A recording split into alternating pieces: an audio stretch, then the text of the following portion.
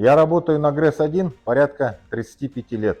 За это время многое менялось. Оборудование, технологии, подходы.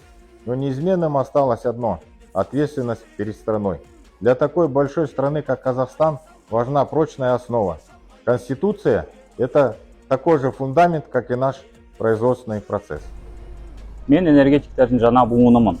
Біз цифрлық жүйелермен, жаңа қауіпсіздік стандарттарымен заманауи жағдайларда жұмыс істеп жатырмыз.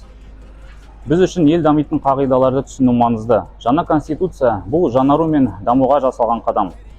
Бұл ертеңгі күнге деген сенімділік және жастар үшін түсінікті бағдарлар. Біз тек станция жұмыскерлері ғана емеспіз.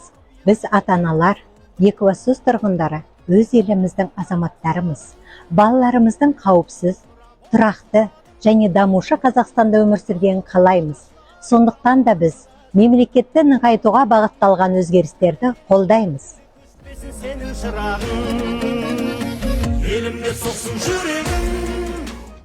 Мы ценим стабильность. Мы верим в развитие.